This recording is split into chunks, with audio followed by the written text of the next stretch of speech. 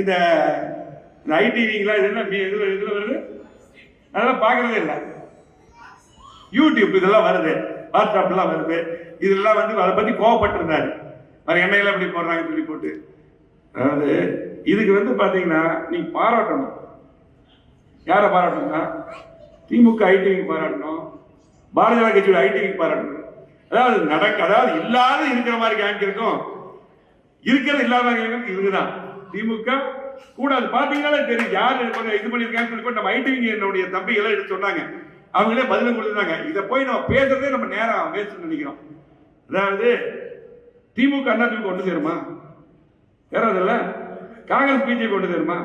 அப்ப இதை பத்தி நீங்க பேசிட்டு இருக்கிறீங்க. இதெல்லாம் போய் இது வந்து பாத்தீங்கன்னா இது உங்களை பேச வைக்கிறதுக்காக செய்யறது இல்லையா? இதை பொறுத்தளவுக்கு அதாவது அம்மாவுடைய பிறந்த நாள்ல நான் கிட்டத்தட்ட 30 ஆண்டுகளுக்கு மேலாக நானே ரத்தம் கொடுப்பேன். விபத்துல காயப்பட்டவங்களுக்கு இந்த ரத்தம் போய் சேரணும். அம்மாவுடைய பிறந்த நாள்ல புனித பிறந்த நாள் ரத்தம் போகணும். நான் முந்தா நாள் தான் ரத்தம் பிளட் கொடுக்குறேன் அம்மா பிறந்த நாள்ல. அடுத்த நாள் பார்த்தா நான் வந்து இது எண்ணெய் போடுறாங்க, தங்கமணி போடுறாங்க, போடுறாங்க. இதெல்லாம் என்னன்னா அதாவது இது வந்து அதிமுக பொறுத்தளவுக்கு நம்முடைய தாய் வீடு, நம்முடைய கட்சி. எல்லாரும் தாய் வீட்டுக்கு தான் வருவாங்க, யாரும் தாய் வீட்டுக்கு போக மாட்டாங்க. அது மட்டும் இல்ல, இது மிகப்பெரிய கட்சி.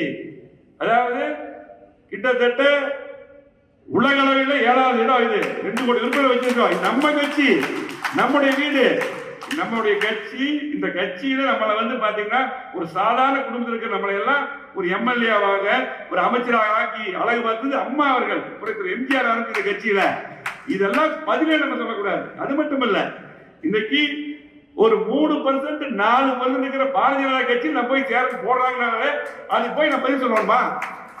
நம்ம கிட்டத்தட்ட 35% 40% இருக்கக்கூடிய நம்ம கட்சி தமிழ்நாட்டில். இதுக்கெல்லாம் பதில் சொல்லாதீங்க. அம்மனத்தில் கேட்டுக்கிறேன். இதெல்லாம் டோன்ட் கேம் விட்டுட்டு போயிருங்க. இதெல்லாம் ஒரு கவலையப்படாதீங்க. அவ்வளவுதான். நம்ம தொண்டர்களுக்கு தெரியும், நம்மளை பற்றி நம்முடைய தொண்டர்களுக்கு தெரியும், மக்களுக்கு தெரியும். கோவை மாவட்டத்தில் நம்ம எல்லாம் இத்தனை பேர் நல்ல பதவியில் இருந்தோம். இன்னைக்கு எல்லாம் பதவி அரசு சொன்னார்ல, சட்டமன்றத்தில் மேல்பாடியில் லாபிக்கு தான் நான் போனேன். அதுக்கப்புறம் உள்ள போக முடியல. இன்னைக்கு 2 முறை இன்னைக்கு அம்மா வந்து இன்னைக்கு அம்மா 2 முறை சட்டமன்ற உறுப்பினராக போயிட்டீங்க. தொகுதி மக்களுக்காக பாடுபட்டு இருக்கீங்க, திட்டங்களை கொண்டு வருகிறீங்க. இன்னைக்கு தொகுதி மக்களுக்காக சட்டமன்ற குரல் கொடுக்குறீங்க. அம்மனுக்கு 2 முறை இல்லையா?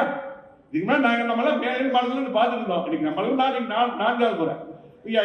நம்முடைய கந்தசாமி 2 முறை, நம்ம ஜெயராம். இதெல்லாம் வாய்ப்பு நம்முடைய கட்சி. இதுக்கு வந்து இந்த கட்சியை வந்து இந்த கட்சியிலிருந்து ஒரு கிட்டத்தட்ட ஒரு 3% 4% இருக்கிற பாரதிய ஜனதா கட்சியில் வந்து போல. அதே போல நிறைய பார்த்துங்க பொதுமக்கள்கிட்ட. இது மட்டும் இல்ல, திமுக எதுவுமே செய்ய 3 வருஷமா ஆட்சி ஓட்டுறாங்கல்ல, இதுவும் இதேதான். இந்த விளம்பரம் தான் ஓட்டுறாங்க. வேற என்ன செஞ்சாங்க சொல்லுங்க? இதேதான் இருக்கிறது இல்லாம காமிக்கிறது. நல்லா செய்யற எடப்பாடியார் 2.5 மணி நேரம் பேசுறாரு சட்டமன்றத்தில், அது காமிக்கவே மாட்டாங்க.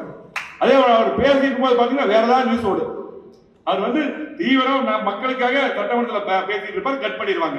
வெளியே வந்து பேட்டி இருப்பாங்க, அதோட சரி. அதுக்கப்புறம் போட மாட்டாங்க. இன்னைக்கு நாட்டு மக்களுக்காக 31 ஆண்டுகள் ஆட்சி இருக்கும். கோயம்புத்தூர் ஒரு வளர்ச்சிக்கு எந்த கட்சி சொல்ல சொல்லுங்க. நாங்கெல்லாம் எம்எல்ஏ இருந்தா அமைதியா இருந்து இவ்வளவு திட்டங்கள் கூட சொல்ல பார்க்கலாம். நான் காலை நிமித்திட்டு போய் பாராளுமன்றத்தில் ஓட்டு கேட்போம். பாராளுமன்றத்தில் காலை நிமித்தி நெஞ்சு நிமித்தி ஓட்டு கேட்கிற தகுதி எங்களுக்கு மட்டும்தான் இருக்குது. ஆகவே இதுக்கெல்லாம் பதில் சொல்ல வேண்டிய அவசியம் இல்லை. அம்மனத்தில் பேசுகிறது நான் பேசுறேன். ஐயோ, அம்மனத்தில் கவலைப்பட வேண்டியதில்லை. நம்மளை பத்தி நம்முடைய தொண்டர்களுக்கு தெரியும், நம்முடைய பொதுமக்களுக்கு தெரியும், நம்முடைய தலைவர்களுக்கு தெரியும். எங்களுடைய கொள்கை அம்மா ஆட்சி அமையணும், எடப்பாடியார் முதலமைச்சர் வரணும். பொதுச்சு எடப்பாடியார் 4 வருடம் 2 மாதங்கள் அற்புதமான ஆட்சி கண்டு 7.5% மட்டுமல்ல, கோவை மாவட்டத்துக்கு 50 ஆண்டுகள் வளர்ச்சி கொடுத்து கேட்ட திட்டங்களை கண்ட எடப்பாடியார் முதலமைச்சராக வர வேண்டும் என்பதுதான் எங்களுடைய லட்சியம். அது நடக்கும் என்று சொல்லி இந்த அற்புதமான